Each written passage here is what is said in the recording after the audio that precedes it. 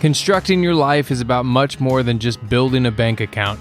Each week, join real estate entrepreneur and mindset coach Austin Linney as he interviews guests who are constructing their dream lives and impacting the world around them on a daily basis.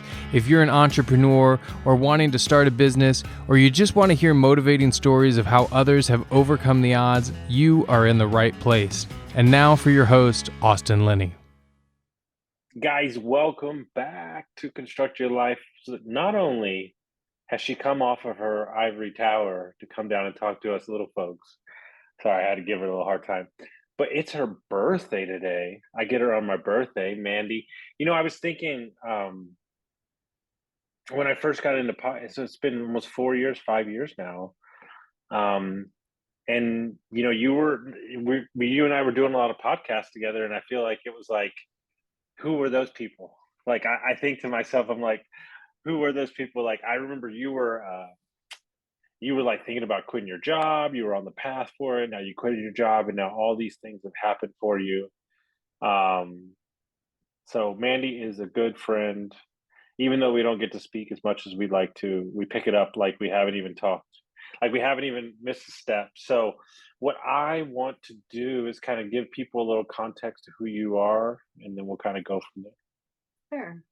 I feel like we've grown up together, like we're venturing into this entrepreneurial stuff kind of all at the same time. And you were my brother through it all. I want to share something with you, because the person I'm interviewing after you is another friend, a woman-owned business who I admire. We talk a lot about this, and I said to her the other day, warriors don't need to have conversations at all times, because the moment that their flames connect, the conversation picks back up again. And that's the same way I view you. Right back at you, man. It's been really fun watching your ascension through all the cool stuff. And I mean, like, to listen back to the podcast that we did that we're both kind of embarrassed of, which means we put it out at the right time, right? Because that means we're growing, and yeah. We're thrilled to get to be back. And I think we spoke the Monday after I left my W-2. So we were planning, and I've had a real strong relationship with a Constructing Your Life podcast. Yes. A little background is what you asked for. I'm Mandy McAllister. I spent the bulk of my career in medical device sales, and I realized that there was more to life than chasing my tail for a commission check, and doubled down on multifamily real estate. I specialize really in small multis, 4 units to 50 units is the bulk of my portfolio, and realized if I just paid attention to that enough, I would have a floor of income that would exceed what it cost me to live my life. And then I could make choices for what to do with my time. So I doubled down on that, and then bought my way out of my W-2 and joined this group called GoBundance Women to have like-minded women around me who also own businesses. And then because I had this space in my life, they said, "Hey, Mandy, you want to serve as CEO?" And I said, "Me? Really?" So anyway, now I have this huge, once in a lifetime opportunity to get to serve this community that has meant so much to me, of GoBundance Women. So it's something interesting there that I don't think a lot of people pick up on all the time. There's too many people that create dreams and goals to get to the place they want to be 20 years from now, instead of, I'm not saying that you did this on purpose, but to create, like you said, a floor of income, so that the options that you pick from are based on what you want, not what's presented in front of you. Exactly. So my whole idea in multifamily, and if you are a multifamily investor, and we talk about getting bored with real estate, but if you're a multifamily investor, you're probably drawn to, or all of the content that's out there is syndicators. And syndicators have to be loud because syndicators need your money. But the way billionaires invest is they buy for their own account. So, coming up with all of these, aspiring syndicators, you only own like a few percentages of the deals that you're doing. You don't own the bulk of the cash flow, and you end up chasing another tail because you need that acquisition fee, that disposition fee, to be able to live your life. But if you have a floor of income that's coming in, then you get to only do deals that you think are really good deals. You don't have to do a deal because you got to feed your kid, you know? Yeah. So end of Well, the day. I've worked on um, some things since you and I have last met, and this is the concept of called stair-step thinking. Is mhm. that so? You're getting to the step, right? What does it say? The thing that I wrote down that I was gonna say was it's like walking down a flight of stairs. I literally wrote down stairs because I, it could be dark and you just need to get to the next stair, and then you'll be able to figure out what's right past it. So what feels right in the moment? I'm interested to know your two well, cents. well, that is my theory on mindset, just in general, and goals, is that your goals, you've already know this, but your goals are only a representation of how you view your past self, Mm, right? So meaning that in the moment when you say I want to get to 10K a month, I want to get to 20K a month. Well, when you get to 10K a month, maybe you don't want to get to 20K a month, right? We don't know. So we create these false narratives in our mind, right? I remember this guy, extremely wealthy guy that I met, who was making about 400 grand a month. He said, Austin, I could tell you what 8 grand a month feels like. He's like, I could tell you because I lived it for 8 years. He's like, I could tell you what it felt like. He goes, I can tell you what it smells like. I can tell you what I felt. He goes, well, you know what I can't tell you? I can't tell you what 50K a month smells like. And I said, what? What do you mean? He goes, well, I blew past 50K like it was standing still doing 100K a month. He goes, but I mm, didn't know I could go there. And so you meet all these people, right? You talk to a million people, and they say, oh, did you like have dreams that you were going to be a billionaire? And it's like, dude, I didn't even know what I was doing. I met a guy 3 weekends ago. We went up and flew in Russian MiG fighter jets, which was a ridiculous experience. And we're sitting there talking to him, just a good old boy, ex-military special forces. He's like, oh yeah. He's like, ooh. He's like, yeah, it's been kind of a long couple months. He's like, my companies go public next week, and I'm like, oh no, cool, congrats, man. Like, how much is that going to be worth? He's like, I don't know, like a couple billion. And I was like, excuse me? And he's like, yeah. He's like, well, here's the deal. You ready for it? I'm gonna give you the business lesson of a lifetime. He's like, I started out trying to make $100,000. And then when I made $100,000, I tried to make $1 million. When I made $1 million, I made $5 million. When I made 5 million, I made 10 million. And oh, here we are. He goes, there's the lesson. mhm. And he was dead serious. I think the thing that I keep learning, the more and more people that I meet, we had Jeff Hoffman, the guy who started Yes. Priceline.com. If you don't know this man, Google him because his heart is beyond anything I've ever seen. He's such like a servant leader, but Mm-hmm. you know, he the people are just people, and Yeah. the best and the brightest and the most successful are usually the ones with the best hearts and the most commitment to truth, because usually in business the thing that keeps you from going to whatever level you want to go to is the Mm-hmm. thing that you're not giving truth to. Like if you don't Ah, like paying attention to bookkeeping or your accounting or whatever, like it's because of that that you're not succeeding. If you don't like selling and you're not selling, it's because of that that you are holding yourself back. So what thing can you give more truth to, and that will propel you to a next level. and what I realized through coaching, through deep personal development, is I had a weird relationship with money, and I would just out earn my concerns with it. Mm. But Ooh. that doesn't work in a business. You can't, like, so for like all I'm learning right now is like corporate finance and P&Ls, and like, because we're selling in businesses, you need to know like the numbers in and out. So like you can't just say this is okay. And I'm not saying you got to be like the expert of it, but you got to at least have your feet on the ground, understanding like, hey, look, we can have crazy top line revenue, but if there's no margins, Yeah. it doesn't You mean. can spend every penny. You know how many businesses are out there that do crazy top line revenue but make like 3% net margins? And I don't want anything to do with that. One Yeah. thing goes sideways and you're just like, oh, this is going to be a bad. Exactly. It's how much comfort can I build in? How much wiggle room can I build in? There's actually I'm part of a motel deal that I'm trying to get out of because we just don't have a, a really great handle on what the numbers are, and I can't get my hands around it enough for the team to make it work. So it's time to exit. You can spend $122,000 in 8 months. If you bring in that much, you can spend that much. I know that for certain. Mhm. So when you left your job to as you sit today, um, what are the things that make you happy that you didn't? I'm trying to ask a question that you don't normally get. What is something that came into your life that you didn't see before you left your W-2? Like what's something that like surprised you, like happiness or joy or something you get out of like not having to clock in? So my big why was I wanted to be the mom who got to go on field trips with my kid, Mhm, and mhm, that is absolutely something that I get to do today. So actually in a couple days I get to be the mom for Halloween, which is going to be super cool.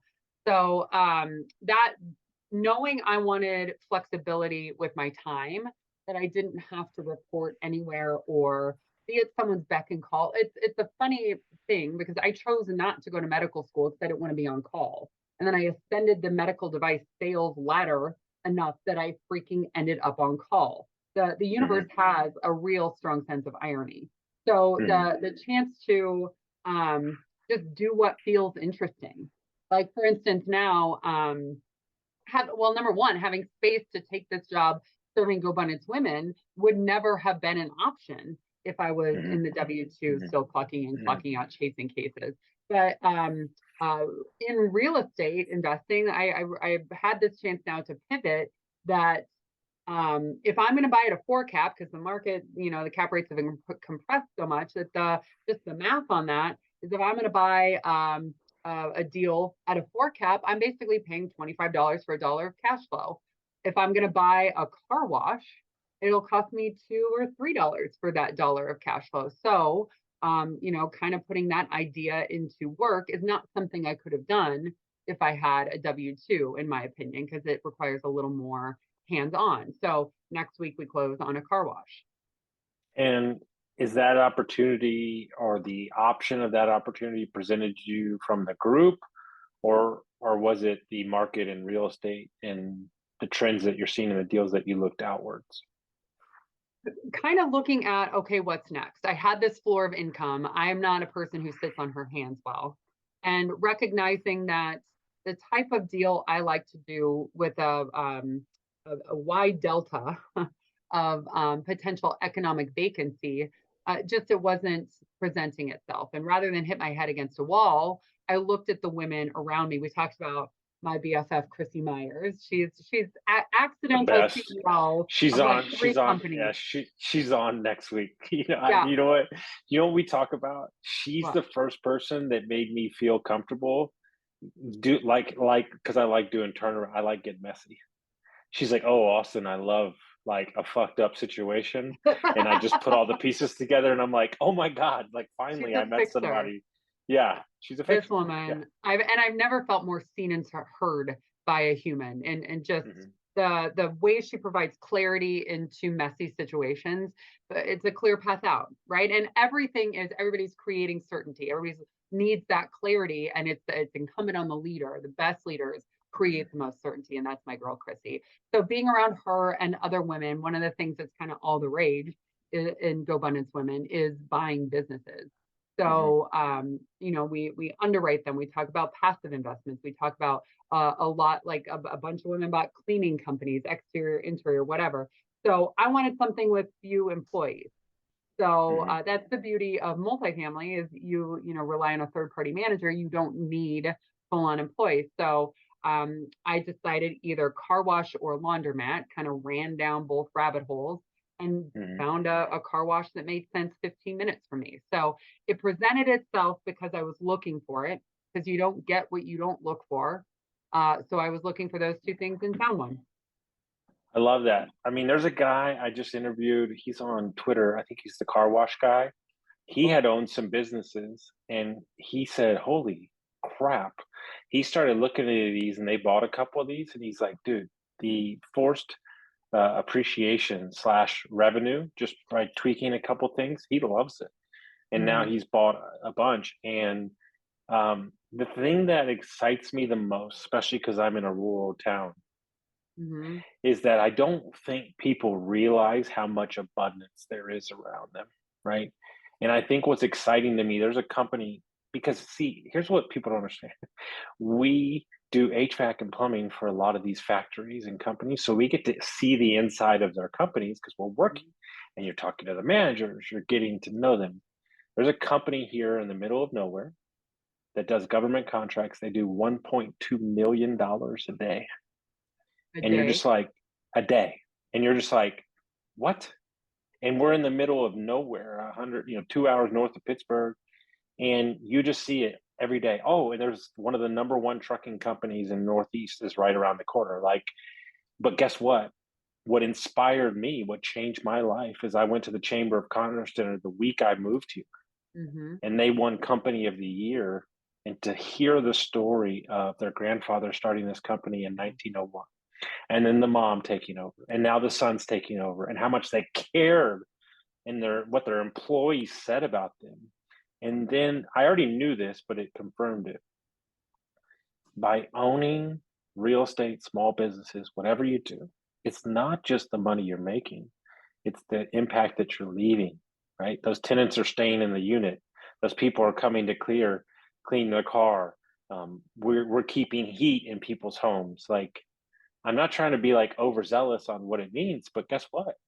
The old lady that has her electricity go out and her generator goes out has a heating or a breathing thing, and it's not working because they don't have power. It's not going to be good for her. Like, Yeah. or it's minus 20 and they don't have heat in their house.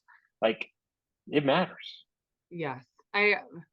Business plan here. Write this down if you're listening. Business plan that works. Give a shit.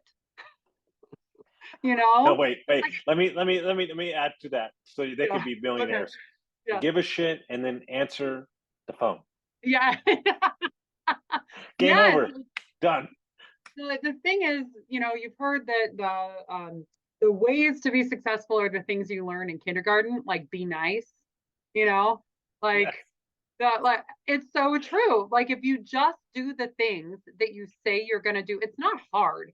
I am so ordinary in every stinking way possible. I'm a Okay, farm first cook. of all, let me explain something to you, young lady. You are the farthest thing from ordinary, but I get what you're saying. But I am. Thank you for that. I'm working on my receptivity. But end of the day, it's all of this stuff that I'm doing that looks neat. It's something, in my opinion, that anybody could do. It's Mhm. showing up and being kind and caring and trying to figure out what the next right step is. I'm a dyslexic kid from an 800 person town. Anybody can Well, figure this.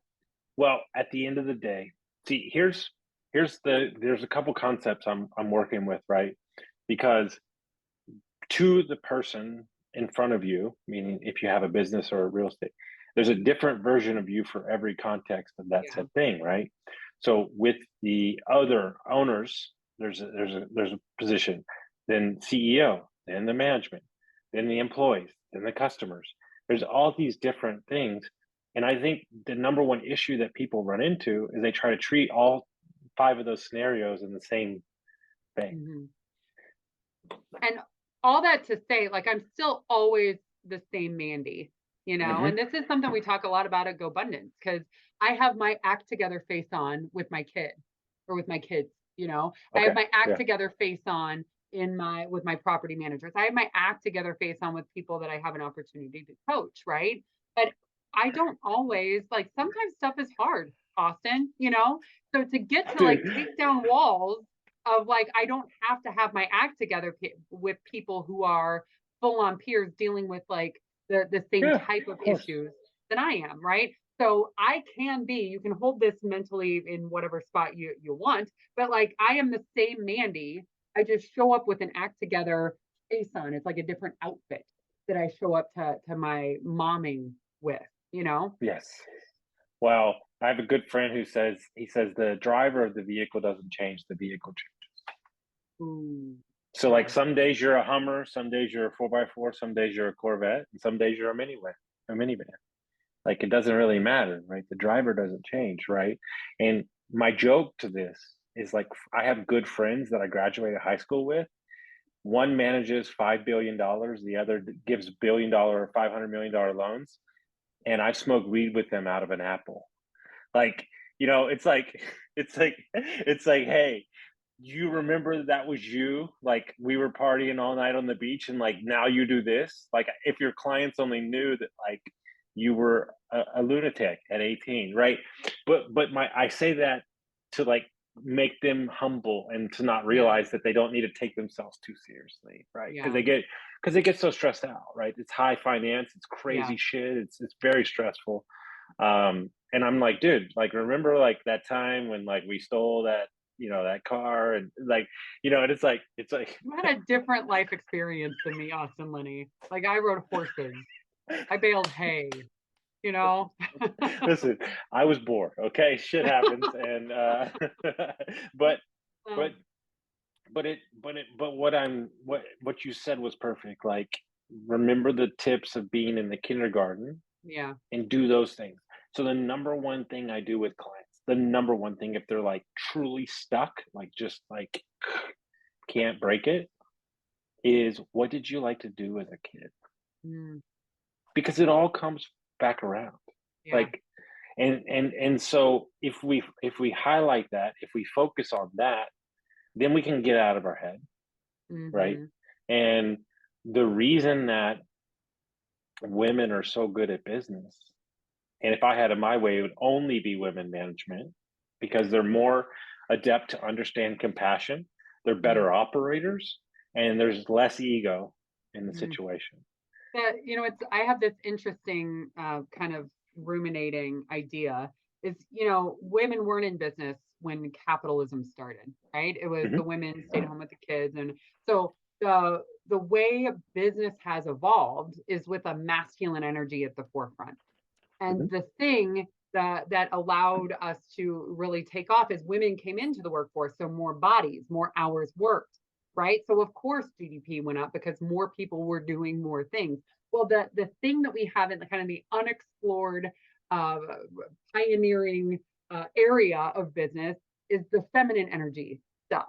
We Okay. haven't led with empathy in the way until now, right? So the Hmm. unexplored, take us to the next level thing is the Wow. feminine energy stuff, you You're know? gonna love this. So I have a friend who is a high level coach, very popular, and I don't know why we're talking about so much drugs today, but it is what it is. So he is a weed integration coach. So he teaches people how to integrate weed to break through and stuff like that. But he tells me this thing that's so amazing, and hear me out. He said, if you look at society on a scale, and he goes, I'll go back to the 1950s, and you follow it along. He's like, we were peace, love, and we dialed into the Mayan culture, and we Mm-hmm. were all about empathy and feet and love and dance and all that thing. And he's like, if you look at it in the 80s, 90s, 2000s, 2010, we got super logical. Mm-hmm. It's, oh my God, we can't have that. Now we're like super logical. He said, now if you watch business, it's swinging back the other way. Yeah. And Yeah. he's like, the key is to find that middle ground, right? Because inside of me, there is a warrior, but there's also a soft, I can listen and I can help you through addiction and all these things. And for me personally, I am working more in my feminine to heal those wounds. And that's what I've been working on since my divorce, is that kind of side of me, because I didn't have it. Mm-hmm. And as we unlock more and more chambers of what I'm dealing with, we realize I blacked out my childhood. Like, I Mm-hmm. don't remember 1, 2, 3, 6, 7. I don't remember any of that. And so you unearth all these things, oh, then you got to deal with these. And so you're always kind of bringing it around. And the thing is I can be that, holy shit, let's eat metal, all that stuff. I can do all that. Yeah. But that's how people think that I am 24/7. Yeah. And then they meet me and they're like, you're super chill. And I'm like, yeah, I'm like really chill. Like, and so, but being comfortable in who you are to present that to Yeah. everybody in your circle is the game. Uh, trying to show up in a way that will impress someone or the way you should be. All stress, in my opinion, comes from unmet expectations. So if Hmm. you put expectations of what you should be, what you should be doing, the perfect mom has a bedazzled lunchbox, should. Tony Robbins says you should all over yourself, right? So how can you decide? It's all an inner game. It's all inner work. Hmm. What actually matters to me? What actually feels impactful to me? And discard the rest. So do that work of what matters to you, and then you'll show up as the right version of yourself no matter what's going on. If you're on TV, if you're at the playground, if you're whatever, you just got to know you. Have you ever heard of Kyle Cease? You ever heard that name? Ooh. So he has a saying that I absolutely love. He says, nobody has ever broken your heart. He said they broke your expectations, Yeah. what then got you closer to your heart. Mm, I like that. And so that's the game. The game is that one of the things that my fiance has taught me is that she doesn't need me for her Mhm. happiness. She enjoys having me for the happiness. I'm not going to predicate my day off of whether or not blah blah blah, vice versa, right? Mhm. And I think that we have leaned on social media, the weather, all these things, how much money we have in our bank account, to give us the way the wind's blowing for our attitude, instead of allowing our attitude to be solely on what we inside.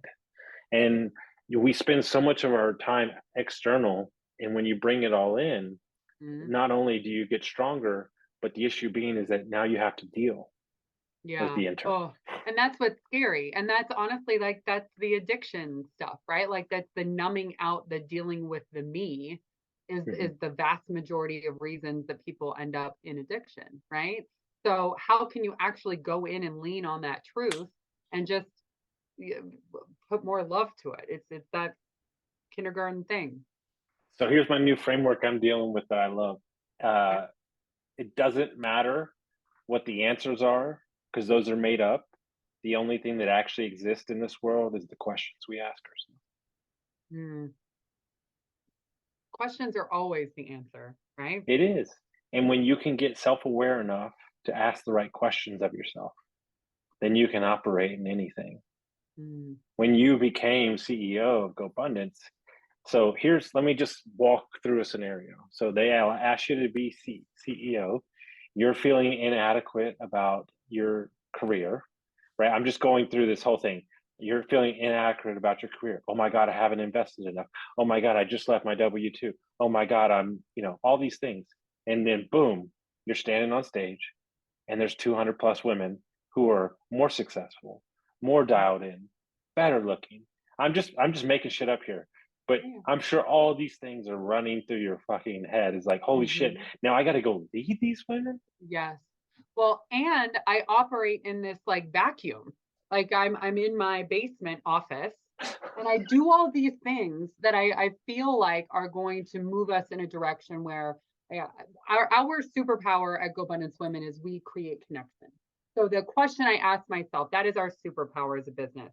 How do I help create that connection easier, faster, and more frequent for my members, right? So I'm solving that problem, which I believe is the North Star of this business in a vacuum. And it's not until I get in places like our big retreat where we just were in Orlando, where I see the fruits of my labor paying off, that I get Mhm. a high five that, oh, that app where we're putting everything all in one place, that is really helping my life. Amazing, you know? So Well, feedback matters, I made it. matters a lot. I made a joke this morning. I've got 47 employees. Uh, we'll double revenue this year. All the things, right? It's all bad. It's all good. It doesn't matter. But I said my only, like, all these things I'm doing. There's 75 moving parts per day. People Mhm. all over the county doing work in old people's homes, young people's homes, commercial contracts. Does this person show up? Does this part here? All these fucking things, these crazy ass shit, supply chain, all this stuff, right? Do we have money? Do we not have money? Blah blah blah. Send money over here. Blah, blah. And the only thing I have to quantify whether or not we're doing is a fucking 3-sentence review on fucking Google and a fucking check that comes in. And that's how I get to decide whether or Yes. not we're doing anything. That you've got to get to the core. You've got to get to what was the podcast I listened to where it was it's some like Nobel Prize winning whatever. If you get to the 7th level, it's not the guy in the ivory tower. It's not like the people who report up to him. You got to go to the person who's working 7 levels below the guy that's in the ivory tower to be able to see what's actually happening, to be able to figure out what the actual problem is, right? So if you are someone who owns businesses, how can you get as close to ground level as possible to really see what's going on, to get that feedback in a way that you know if your big decisions are hitting. So good. And so you just had your big retreat. And what was the biggest takeaways for you after all the speakers and all the events? People are just people, man. You know, like we had Dr. Shafali. She's been on Oprah's Super Soul Sunday dozens of times. Sweet, kind, had done the inner work. She is so compelling because she's done the inner work. Lisa Bilyeu, she and her husband Tom started Quest Bars, sold it for $1 billion. She is so compelling because she did the inner work. Jeff Hoffman, another billionaire, started the kiosks at airports. And now, I mean, what makes him so amazing, you'll like this. He was driving to talk to us. He's like, yeah, I was just on the phone with Pitbull and I was telling him all about GoBundance Women. I'm like, the level of name drop out of this man, it's just like, that's my friend Pitbull, you know? Anyway, but the reason he's so compelling and so powerful in the efforts that he has, no matter what it is because he's done the inner work and he's committed to doing the truthful thing. So how much certainty, how much clarity, how much truth can you get to? And can you do it in a way that aligns with who you are? Every single huge speaker. Oh, and Amanda Holmes spoke too. So by the way, thank you for that introduction. She is an incredible. What I do. Right? She's the best, man. Oh my gosh. You know what's interesting about her? She comes off, and she is. I'm not saying she isn't, but she comes off as such a sweet. She's a savage. But the thing is, if you've done the inner work, and that is who she is, she's sweet and she's committed to truth, and she just delivers this like mic drop bomb of knowledge 6 ways to Sunday. And just Did she tell you that she shaved her head 3 times so she didn't have any ego about her beauty? And she's stunning too. I know. did not know It's that. just but it's such a wild concept, right? To think that there's so many things that hold us back, invisible or visible. And when we remove them, we show us who we really are. And I'll use a smaller example. If you ever want to feel how you feel about food, like this fucked up shit in your head, fast for a couple days and see what's said in between the ears, and you're like, ooh, wow. It's amazing what it teaches you is how subconsciously we eat, right? Yeah. And it's not even that you're actually hungry, but the act of eating is what you miss. Like, and so you're like, oh my God, like this is the whole thing, right? And so you keep going back to the same thing. We have to do the inner work because your business, your income, your personal relationships will only scale to how much work you've done inside. 100%.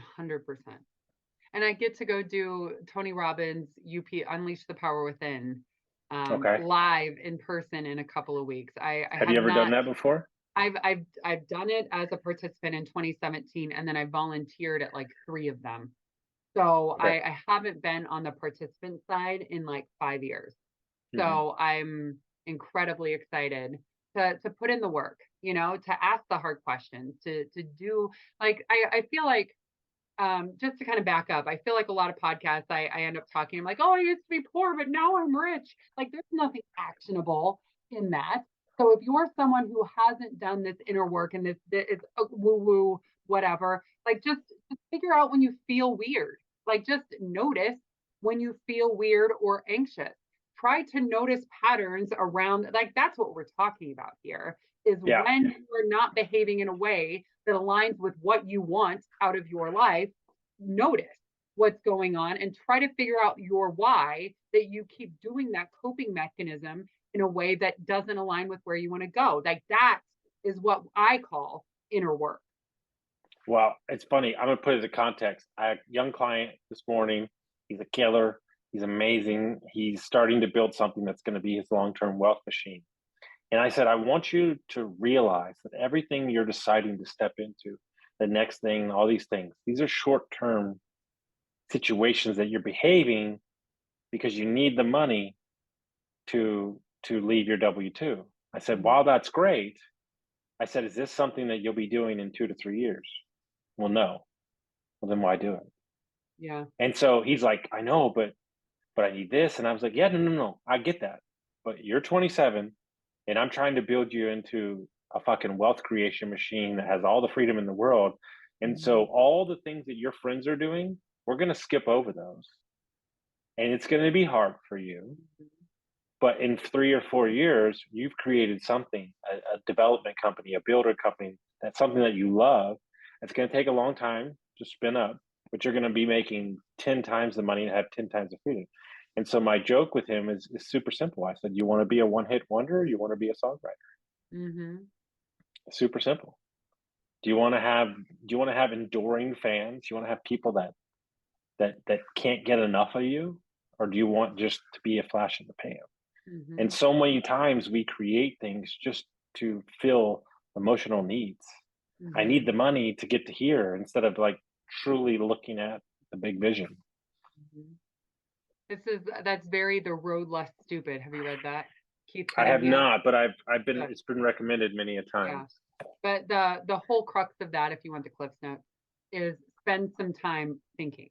Like what's going to get me further down the road, rather than just reactionary. Like bake into your day time for thinking.